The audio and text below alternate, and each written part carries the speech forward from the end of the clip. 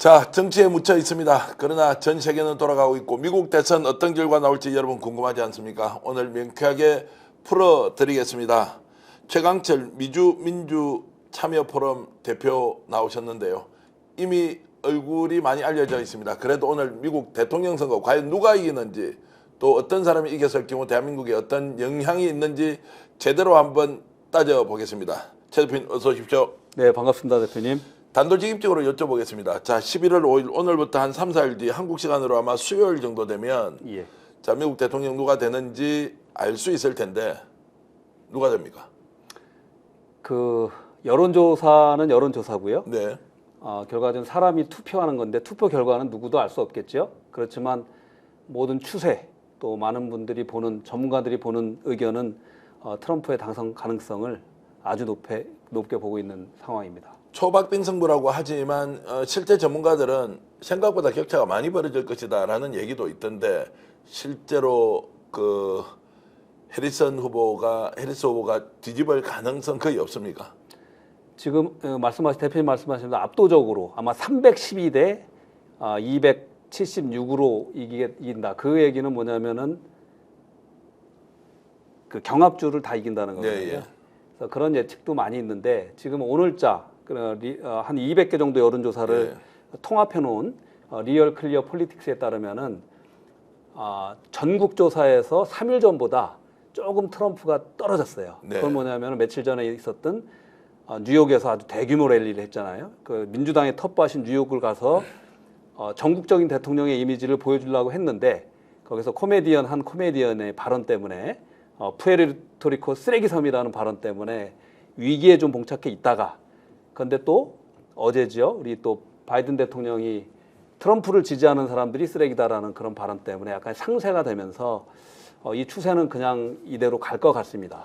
자, 최 대표 보시기에는 이제 대선은 결정되었다 이렇게 이제 전망하고 계신 거죠. 그렇게 보여집니다. 자, 그래서 오늘은 이제 시청자 여러분께 자, 4년 전에 대통령으로 퇴임을 했던 이제 트럼프가 다시 대통령이 됐을 경우에 우리나라에 어떤 영향이 있느냐. 뭐 여러 상황이 있지만 네. 자, 일단 트럼프가 되면 경제 문제, 자, 한미 무역 그리고 한미 관계 뭐 이런 것 좀 나눠서 보겠습니다. 경제 쪽으로 보면 트럼프 대통령이 되는 게 한국에 좀 유리한가요? 이익이 됩니까? 대체적으로는 트럼프 대통령이 되면은 불리하다는 그런 판단을 많이 하고 있죠. 네. 특별히 트럼프 대통령은 미국 우선주의를 내세우기 때문에 많은 기업들을 미국에 유치하려고 하고 있고요. 현실적으로 이거는 뭐 바이든 대통령도 이어받았었는데 트럼프의 일기 정책을 바이든 대통령이 이어받았어요. 그래서 현재 삼성 그리고 어디죠? SK 그러니까 반도체 배터리에 미국 투자가 거의 130조인가요? 그 정도가 네, 투자가 됐죠. 우리가 그 대미 흑자가 한 40조 정도 매년 우리가 얻고 있는데 그것보다 그 투자를 따지면 훨씬 더 상쇄되는 그 대미 투자를 하고 있는 겁니다. 그 추세는 이어질 거라고 보고요. 그게 우리 한국 현지의 고용시장, 기업 활동에 대해서는 뭐 어떤 영향을 미칠 거라는 건 당연히 알 수 있을 것 같고요. 또 관세 문제에 있어서도 단순히 뭐 관세에 관심을 갖고 있지만 동맹국에게도 미국의 어떤 이익을 위해서 관세를 그러니까 일반 관세 10% 20%를 매기겠다는 거예요. 중국에는 60% 100%를 매기겠다는 거고요. 그래서 통상 정책, 경제 정책에 있어서는 트럼프가 좀 그 하드라이너가 아닌가라는 네. 평가이고요. 그리고 뭐 무역 정책 여러 가지 뭐 마찬가지일 거라고 보고 또 하나 이제 관심을 갖고 있는 방위비 문제. 현재 우리가 1조 3천억 정도 내고 있고 내년부터인가요? 우리가 이번 10월 초에 합의를 했는데 1조 5천억으로 올렸지만 트럼프 대통령이 얼마 전에 이야기하셨죠. 13조 정도를 요구하겠다. 한국은 머니머신이다. 물론 머니머신이라는 게 뭐 돈 찍는 기계다라는 부정적인 의미만 아니에요. 돈을 잘 버는 또 나라다라는 의미도 있기 때문에 한국 언론에서 얘기했듯이 부정적인 얘기는 아닌데 어찌됐든 간에 방위비에 대한 걱정이 있잖아요. 근데 우리나라 분들은 대개 그 방위비에 대한 걱정 때문에 트럼프를 좀 안 좋게 보는 경향은 있는데 저희가 한 가지는 트럼프 대통령이 됐을 때 북미 대화를 즉각적으로 하겠다고 하거든요. 우크라이나 전쟁 끝나겠다. 중동 전쟁 끝나겠다. 또 우리 김정일 위원장과의 대화를 즉각적으로 하겠다는 건데 만약에 방위비를 13조를 내는데 남북미 교류 협력이 시작돼서 북미 대화가 시작돼서 화해 무드가 왔을 때 거기에 들어간 수많은 우리가 한 60조 정도 1년에 그 방위비를 쓰고 있는데 거기에서 삭감되는 그런 것들을 장기적으로 본다면 저는 그 방위비 문제에 대해서 너무 우리가 얽매일 필요는 없다는 생각이 듭니다. 네. 그래서 뭐 결론적으로 경제, 무역, 통상 이런 부분은 약간 트럼프 대통령이 미국 우선주의 때문에 그 어떤 하드라이너의 입장을 갖겠지만 평화의 문제에 있어서는 우리가 미국의 그동안 보여줬던 CVID에 우선하는 그러한 강경 드라이브가 아니기 때문에 어떤 남북미의 어떤 대화를 시작해 볼 수 있는 그런 기대가 있다라는 말씀을 드립니다. 당장 이제 국내 경제 사정이 너무 안 좋고 수출 시장도 얼어붙었다. 대한민국 이제 글로벌 시장에서 경쟁력 상당히 잃어가고 있다는 상황에서 트럼프가 다시 이제 재선 대통령이 되면 네. 어쨌든 경제는 굉장히 좀 안 좋아질 가능성이 있다. 이렇게 이제 보는 게 맞겠군요. 사실 오늘 아침 그 보도에 삼성전자가 그동안 주가가 계속 떨어지고 있었는데 또 실적도 굉장히 안 좋게 나왔잖아요. 굉장히 저도 우려되고 걱정이 되는데요. 어쨌든 간에 트럼프 대통령의 입장은 모든 기업을 미국 쪽으로 유치하겠다는 거예요. 네. 그런데 이제 대중 제재, 지속되는 대중 제재 속에서 특히 이제 첨단 기술, 반도체뿐만 아니라 바이오 이런 쪽에서 제재를 하면서 그런 기회가 우리한테 있을 수는 있겠지만 현실적으로 국내에서 기업들이 투자를 하고 설비를 하고 생산을 하면서 생겨나는 고용과 거기서 나오는 이익들에 대한 부분은 좀 불리한 점이 있다. 자, 이 문제는 똑같이 그러면은 가능성은 좀 적긴 하지만 해리스 네. 후보가 당선이 되지 않습니까? 네. 만약에 그러면 이런 문제는 상당히 완화된 상태에서 미국 우선주의가 없어지고 오히려 자유무역이 확대되어서 대한민국에는 더 기회의 문이 경제 분야에서 열린다 이렇게는 볼 수 있습니까? 그렇게 해서 보여지지 않습니다. 그것도 아니죠. 예, 지금 해리스 부통령은 원래 굉장히 진보적인 분이고 네.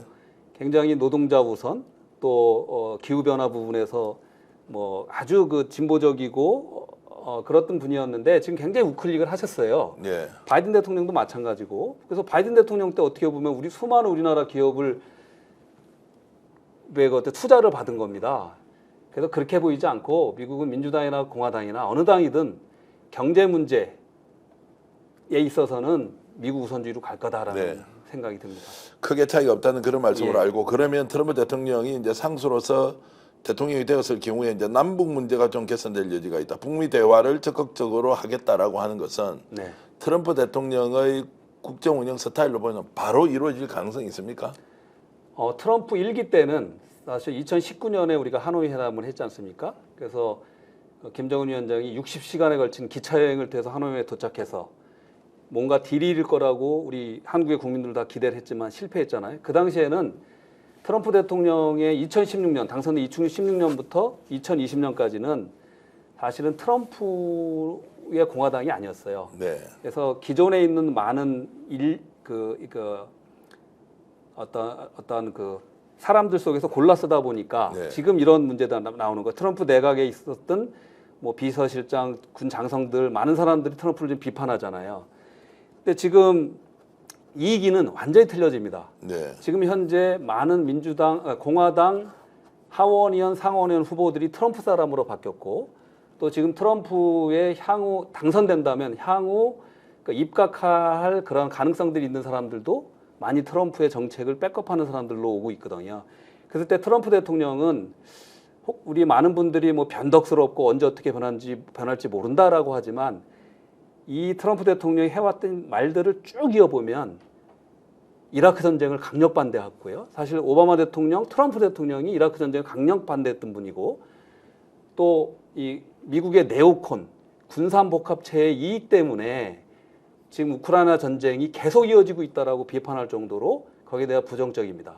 그러니까 한마디로 얘기하면 굉장히 반전적인 생각을 갖고 있고 또 전쟁을 싫어하는 염전 사상도 갖고 있는 거예요. 그런데 지금 가만히 보시면 트럼프 대통령 쪽으로 그럼 누가 오고 있느냐? 이게 트럼프 대통령 혼자만의 생각이냐? 그렇지 않다는 거예요. JD 벤스도 여러 가지 정책에서 특별히 우크라이나 전쟁에 대해서 반대하고 우크라이나의 그 미국 지원을 반대합니다. 또 이분이 함께하는 그 로버트 주니어 케네디, 이분은 트럼프하고 많은 생각에서 다르지만 그렇지만 한 가지 로버트 케네디 주니어는 더 많이 그 미국의 네오콘과 군산복합체를 이제 비판하고 있는데 이분이 또 왔죠. 또 털시 가바드라는 그 민주당 연방 하원의원 출신이 또 이쪽으로 왔는데 그 온 이유가 평화의 이슈다. 그런데 한편으로 지금 해리스 캠프에는 참 이게 저도 참 그 아이러니고 좀 마음에 안 드는데요. 이 네오콘의 상징, 그 이라크 전쟁을 대량 상살 무기가 있다고 나중에 거짓으로 밝혀놨는데 그런 주장으로 이라크를 침공해서 전쟁을 일으킨 딕 체니, 또 딕 체니의 딸인 리즈 체니가 지지하고 있잖아요. 물론 이유는 다 틀립니다. 또 지금 누구죠? 그 존 볼튼 같은 사람이 트럼프를 반대하고 있고요. 또 엊그저께는 부시의 딸이 또 이 해리스를 지지하는 네. 선언을 하잖아요. 그러니까 지금 네오콘으로 불리었던 옛날에 공화당 사람들이 해리스 캠프로 가고 있고 또 트럼프 지지는 평화를 지지하는 사람들이 오고 있다는 거예요. 물론 그것이 한 면면이 다 이거를 대변할 수는 없지만 이 측면에서도 좀 우리가 생각할 부분이 있다라는 생각이 듭니다. 자, 그러면은 원래 우리가 알고 있는 상식은 군산복합체를 지지하는 쪽은 아무래도 미국 공화당이었죠. 보수당 예. 공화당이지 않습니까? 예. 근데 이제 거꾸로 오히려 트럼프는 공화당 출신이고 강한 일종의 좀 미국 우선주의를 주창하고 있는 사람인데 오히려 전쟁을 반대하는데 이게 좀 넌센스 아닙니까? 아니면 그런 실제로 흐름이나 경향이 공화당 내에도 있다 어떻게 보셔야 됩니까? 그래서 공화당 내에서 그 우리가 흔히 그러니까 트럼프가 잘하는 말이 워싱턴 폴리티컬 이스태블리시먼트, 그러니까 워싱턴의 정치 기득권자들을 민주당이든 공화당이든 깨야 된다는 말을 계속적으로 하고 있어요. 그렇기 때문에 공화당 내에서도 많은 분들이 트럼프를 반대하는 사람들이 있잖아요. 그런데 이번 선거 과정에서 조금 걸러지긴 했지만 아직도 공화당 내에 반 정도는 그런 분들이 있죠. 그렇지만 트럼프 1기보다는 많이 이게 바뀌어가고 있다. 그리고 이제 하나는 이런 겁니다. 또 왜 우리가 트럼프가 누가 지지하나라고 했을 때 우리가 흔히 이런 말을 하잖아요. 미국 중부 지역, 그러니까 미드웨스트 지역에 미시간, 오하이오, 펜실바니아, 위스콘신 이 지역에 러스트벨트의 지지를 받고 있다고 하잖아요. 노동자들이. 네, 예. 근데 러스트벨트의 노동자들이 왜 트럼프를 지지하죠? 공화당을 왜 지지하죠? 이게 뭐냐면 그 공장 노동자들이 소속돼 있는 노조는 그동안 다 민주당 편이었어요. 그런데 지금은 그 노조의 지도자들도 민주당 선언을 잘 못해요. 지지 선언을. 왜냐하면 노동자들이 다 이제 트럼프의 편을 드는데 그 이유는 민주당이 변했다는 거예요. 오히려 기득권화되고 또 정치 기득권자 또 이러한 군산복합체의 이익 또 금융의 이익, 언론의 이익을 대변한다라고 지금 평가가 되기 때문에 로버트 주니어 케네디 그리고 털시 가바드도 이런 연설을 하는 거예요. 민주당은 더 이상 옛날의 민주당이 아니다. 기득권의 편을 든다. 그래서 많은 노동자, 러셀벨트 노동자들이 트럼프를 지지하게 된 거예요. 그래서 미국 정치 지형도 양당이 잘 시스템이 갖춰지곤 있지만 그 양당 체계 하에서 항상 물이 고이면 썩잖아요. 거기에서 기득권되는 부분에 대한 염증과 어떠한 이 비판 그리고 거기에 대한 평가가 이루어지고 있다 이렇게 보입니다. 단순하게 질문을 드리면 그러면 미국이 전쟁을 치르고 있는 여기에 대해서 민주당 쪽 성향의 정치인들이 오히려 더 지지하고 있다. 우크라이나 전쟁 그리고 중동 전쟁 뭐 이런 것들이 예. 오히려 민주당에서 전쟁을 하자는 쪽으로 가고 있고 저는- 결과적으로 예. 군산복합체를 주도하고 있는 일종의 기득권들을 돕고 있다 이렇게 볼 수 있나요? 그렇게는 볼 수 없고요. 사실은 이번에 미의회에서 한반도 평화 법안이 나와 예, 예. 있는데 거기 감사하게 엊그저께 또 두 분이 그 지지 서명을 해서 52분으로 늘었는데 네. 공화당이 4명이고 민주당이 48명이에요. 사실 예. 민주당 의원들은 아직도 개개인 의원들은 굉장히 평화를 사랑하고 민주주의를 위하지요. 전쟁을 반대하고 예. 민주주의를 또 위하고. 예. 그런데 민주당의 어떠한 그 이 정치 기득권, 그러니까 하이 예, 엘리트들은 사실 국무부, 국방부 또 군산복합체랑 많이 연결되고 있는 그러한 그 정책적인 판단을 한다라는 네. 겁니다. 그리고 지금 사실 그 전에는 저도 오바마 대통령 존경을 했지만 혹자들 비판하는 자들은 오바마 대통령이나 미셸 오바마나 또 힐러리 클린턴 대통령도 민주당 내에서 기득권해야 됐다 이제는 이런 발언들을 많이 하는 게 이분들 사실은 많은 강연과 책을 쓰면서 엄청난 부자가 돼 있어요. 네. 그러면 지금 이분들 말대로 하면은 그 트럼프 대통령을 막는 게, 재선을 막는 게 미국의 민주주의와 미 국가의 미래를 위해서 옳다고 생각하면 네. 본인들도 거기에 엄청난 그 도네이션을 하고 캠페인을 도와야 되는데 그렇지는 않다는 거죠. 현실을 보면은. 그래서 민주당도 거꾸로, 그러니까 공화당을 지지하는 건 아니지만 민주당의 정치 기득권화된 거를 이 유권자들, 특히 노동자 세력, 백인 노동자들 이런 사람들이 평가하고 있다고 보여집니다. 참 이제 복잡한 상황이어서 대한민국 민주당을 지지하는 사람은 미국 민주당과 비슷하고 국민의힘은 공화당과 비슷하다, 미국 공화당과 비슷하다 이런 이제 정식으로는 예. 설명이 안 되는 구조라 뭐 이렇게 좀 이해가 됩니다. 자 이제 남북 문제로 다시 좀 돌아가 보겠습니다. 네. 자, 지금 말씀을 이제 정리해 보면은 트럼프 2기 이제 그 집권 내부의 이제 인적 구성을 보면 이제 1기 때와 완전히 다르다. 그러면 남북 대한민국과 이제 북한 간의 관계가 개선되고 북미 간의 관계가 개선될 가능성이 굉장히 파워풀하게 이루어질 가능성이 네. 있다. 이제 이렇게 보시는 거지 않습니까? 예. 그럼 구체적으로 이것이 어떻게 드러납니까? 지금 이제 자 우크라이나 전쟁에 심지어 북한 김정은은 결국 그 군인들까지 이렇게 지금 이제 파병을 해가지고 무슨 이런 일이 벌어지느냐. 또 대한민국은 그러니까 살상 무기를 우크라이나 아예 지원해서 대리 전쟁을 하듯이 가는 상황을 굉장히 걱정을 많이 하지 않습니까? 예. 이 부분은 상당히 해소될 수 있다 이렇게 볼 수 있습니까? 지금 먼저 그 북한군 파병에 대해서 네. 저도 뭐 개인적으로 굉장히 우려하고 반대합니다. 네.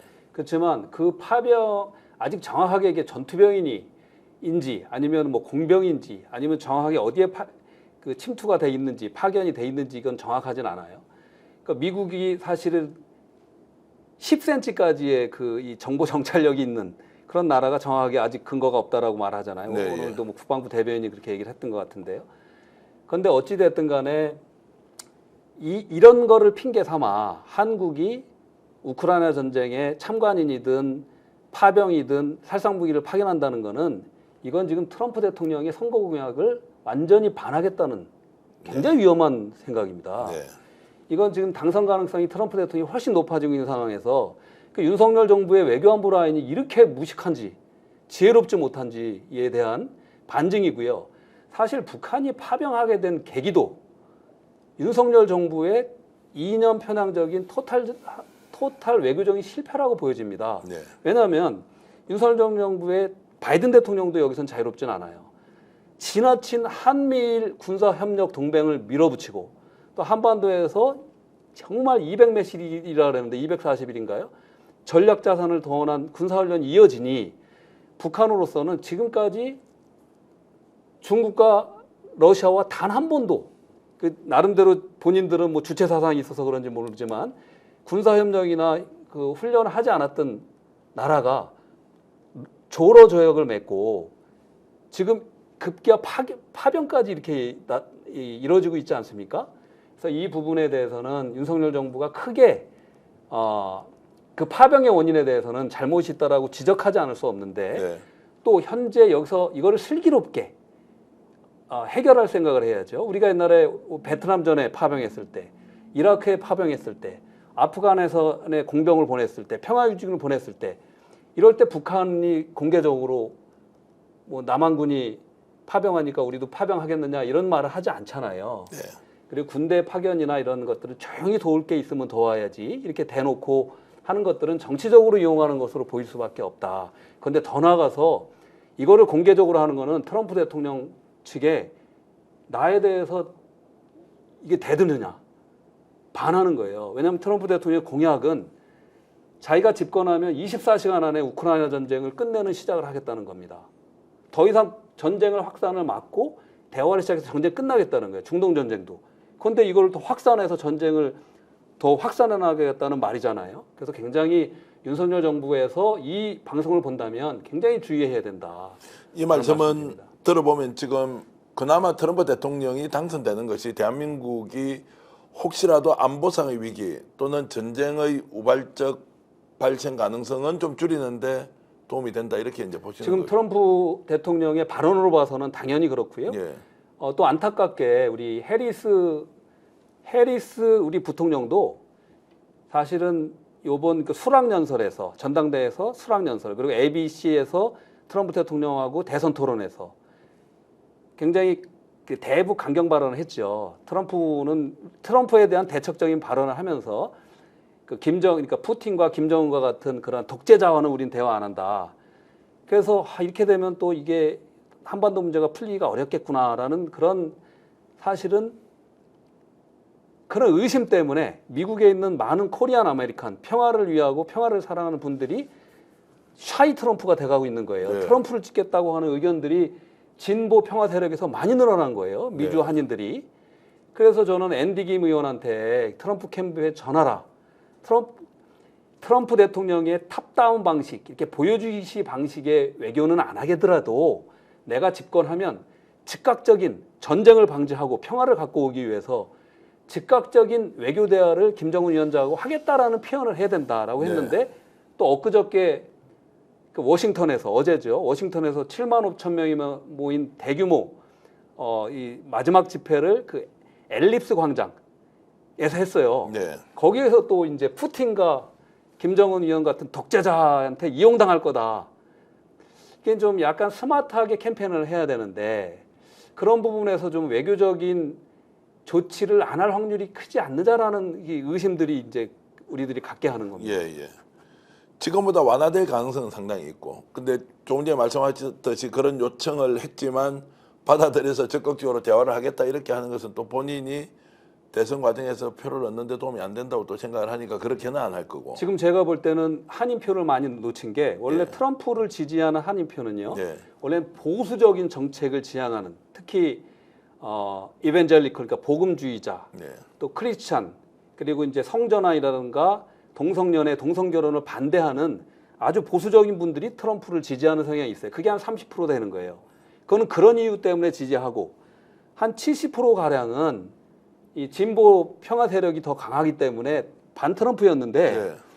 지금 해리스 대통령의 캠페인 쪽에 스마트하지 않은 그러한 캠페인 운동 때문에 그 표를 트럼프 쪽으로 옮겨가고 있는 상황이 된 거예요. 그게 네. 샤이 트럼프 표가 되는 겁니다. 예. 저도 야 샤이 트럼프 표가 어디 있겠나 그게 뭔가를 봤는데 바로 우리 곳곳에 정책 하나하나 또는 이런 거 갖고 이렇게 존재하고 있는 겁니다.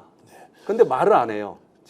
지지한다는. 저 우리 재미국 교포 지금 유권자가 몇 명 정도 됩니까? 지금 미국에 있는 한인은 260만 정도가 네. 있고요. 그 중에서 한 140만 정도가 140만 표. 투표권이 있는 시민권자로.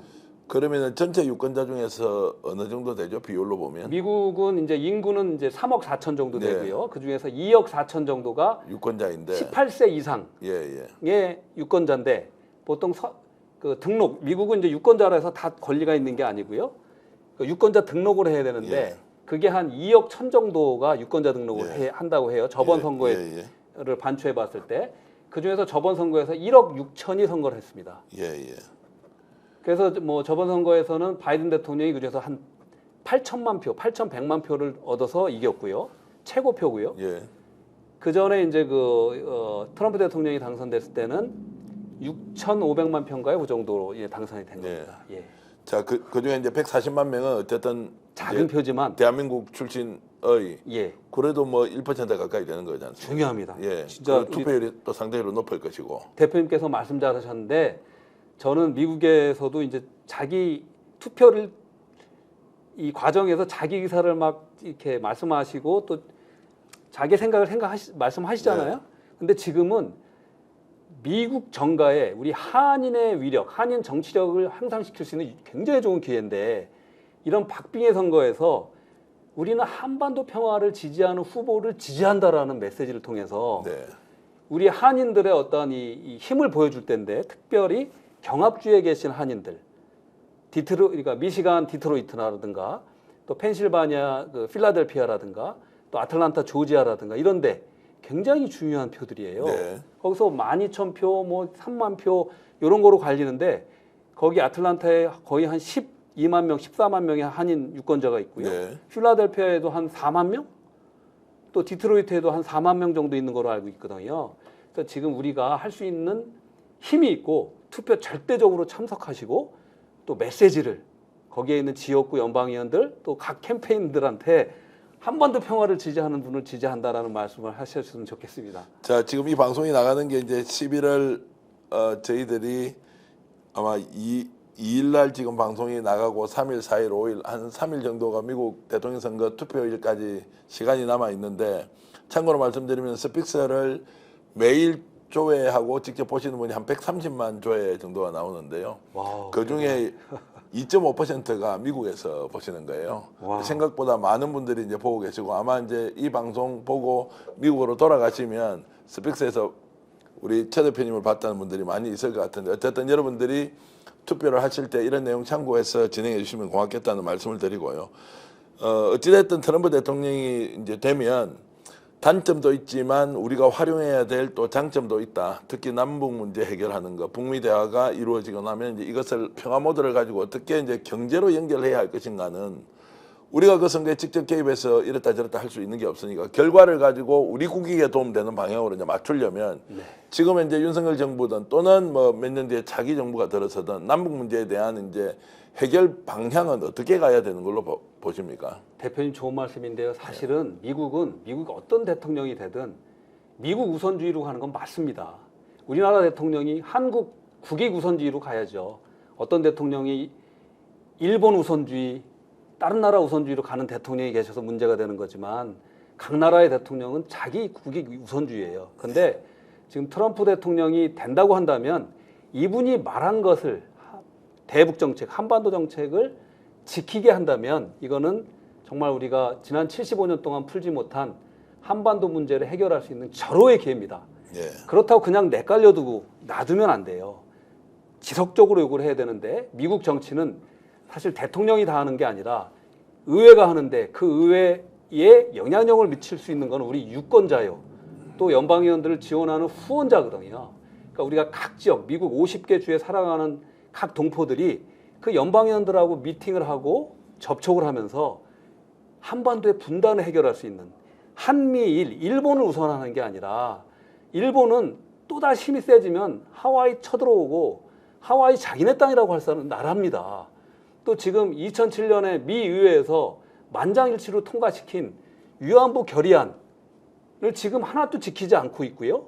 오히려 위안부나 강제동원을 부정하고 있거든요. 그거를 다시 리마인드 시켜주고 오히려 남북미 협력으로 미국의 이익이 중국을 봉쇄하는 거라면 남북미 교류 협력으로 중국을 봉쇄할 수 있다. 우리 역사가 그렇다. 우리 한반도의 역사가 중국과의 지난한 경쟁과 대결의 역사.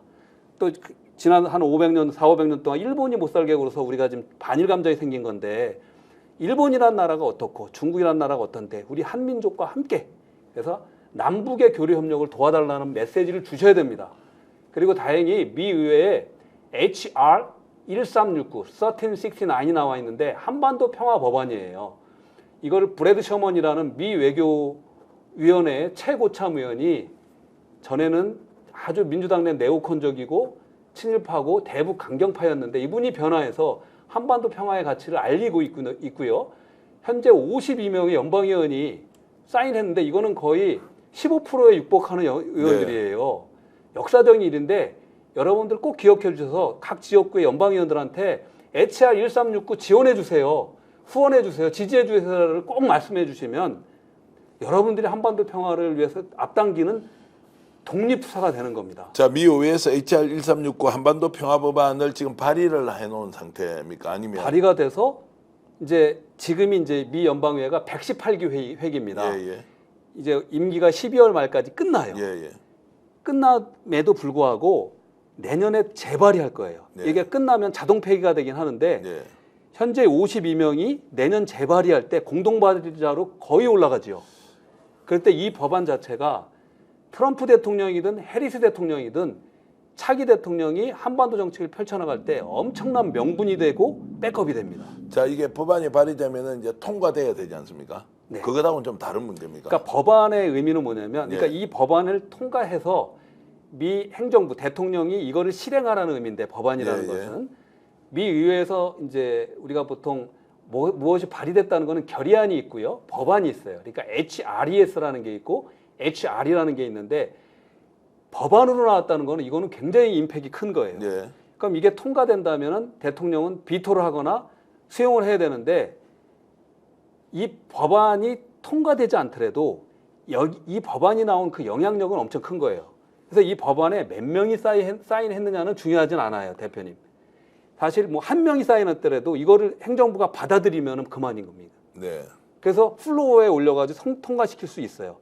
그것을 저희가 그 이산가족 상봉 법안을 통과시킬 때 그렇게 했습니다. 몇 명 지지는 않았지만 빨리빨리 해서 10명씩 지지하게 해서 공화당, 민주당 그걸 통과시킨 경험도 있습니다. 자, 그러면은 이제 지금 최강철 대표께서 이제 민주 참여포럼을 이제 이끌어 가고 계시는데 이 한반도 평화 법안을 만들고 법안 발의되는 데까지 결정적인 기여를 하셨고 또 이것은 기적의 정말로 기적이라고 표현할 만큼 중대한 역사적 그 결정이었다 이렇게 이제 평가를 받고 있더라고요.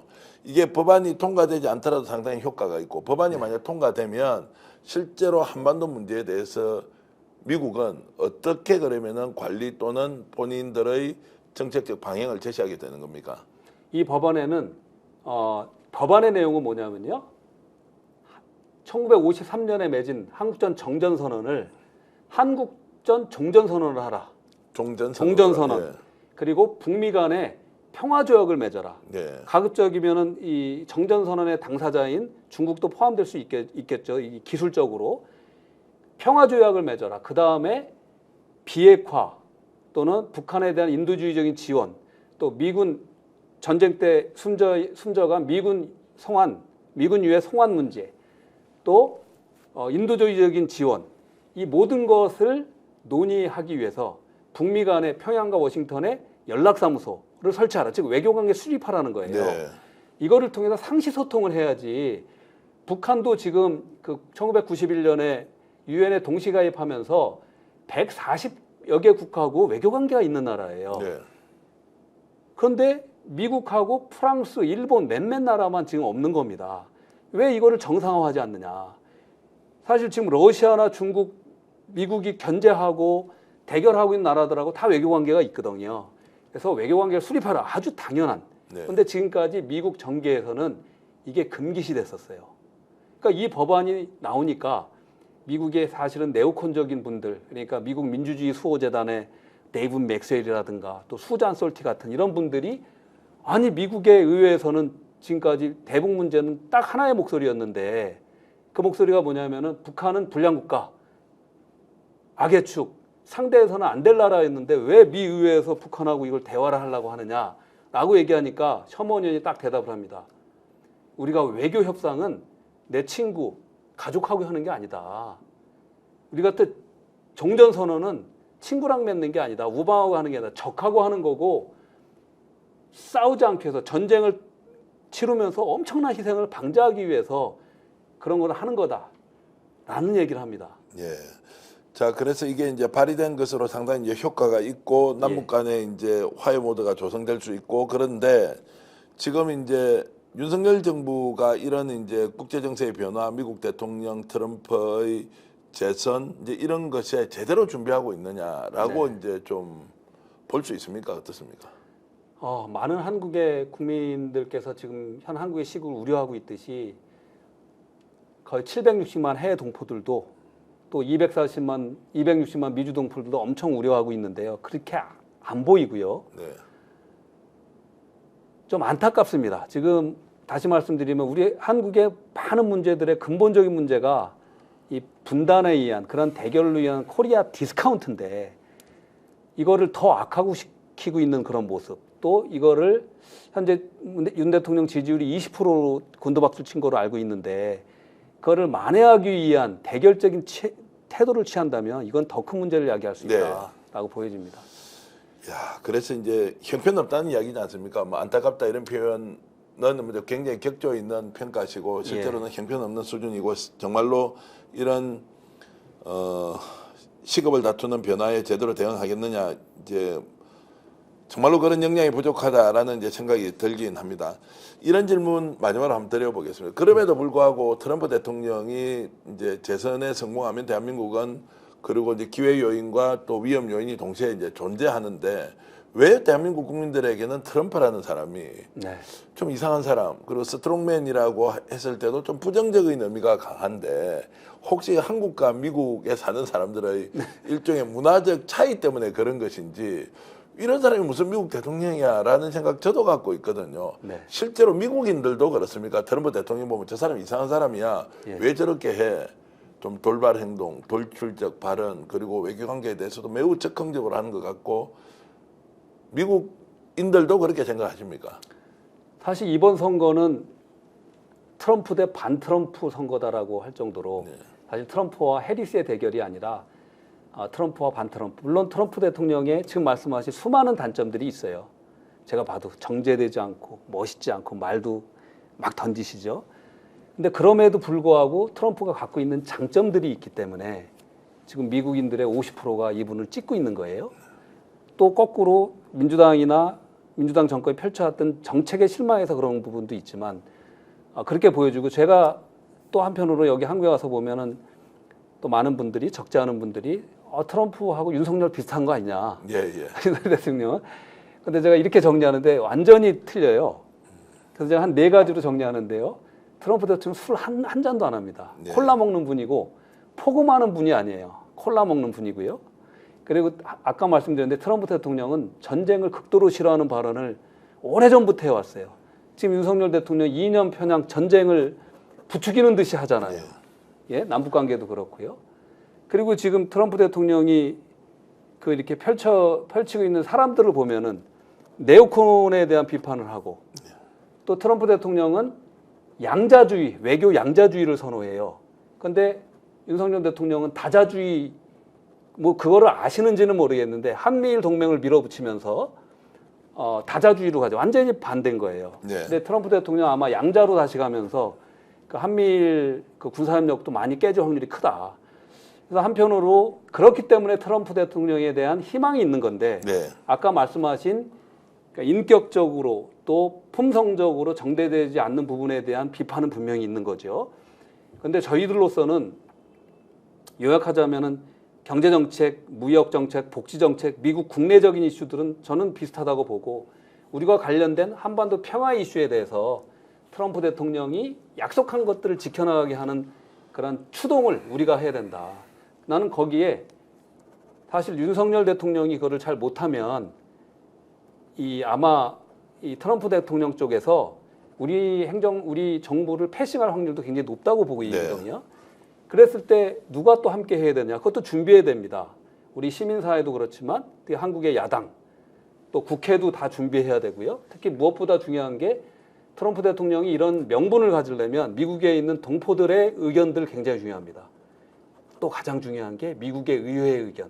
그래서 이 한반도 평화 법안에 트럼프 대통령이 펼칠 그런 한반도 정책, 대북 정책의 큰 명분이 된다는 거고, 그래서 이 법안에 대한 지지를 늘려가는 것이 굉장히 지금 관심사다라고 말씀드립니다. 짧은 시간에 최강철 민주참여포럼 대표와 함께 얘기 나눠보고 있는데요. 대통령 선거 결과 트럼프로 될 가능성이 높다는 것, 그리고 이것이 대한민국의 기회가 될지 위기가 될지 알 수 없으나 현명하게 대처하면 남북 문제를 비롯한 한미일 관계가 지금까지와 완전히 다른 상황으로 또 미래지향적으로 바뀔 수 있다, 이런 말씀을 들으면서 안도하기도 하고 걱정이 동시에 이루어지는데요.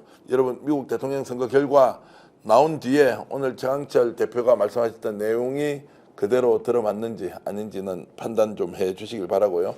자, 스픽서 열심히 하고 있는데요. 조금 부족하지만 또 인터넷에 들어가면 메디치 미디어에서 특별하게 우리 최강철 대표가 인터뷰한 내용도 볼 수 있고, 그거 보니까 정말 공부도 많이 되던데, 아무래도 이제 진행자가 평이한 수준이어서 여러분들께 깊이 있는 토크를 못해드린 점 제가 양해를 구하면서 귀한 시간 내주셔서 감사하다는 말씀 드리겠습니다. 네, 대표님 감사합니다. 예. 자, 스픽서를 애청해주신 여러분, 구독, 좋아요를 통해서 저희를 훨씬 열심히 좀 응원해 주시고요. 이런 프로그램도 한 번씩 만들면서 여러분들과 함께 좀 깊이 있는 내용 다루어 가겠습니다. 여러분 고맙습니다. 감사합니다. 스픽스가 말하는 언론입니다. 대세는 유튜브, 그중에서 스픽스. 좋아요, 댓글, 구독, 알림 설정. 여러분이 저희를 사랑해 주시고 우리가 여러분을 사랑하는 4가지 방법입니다.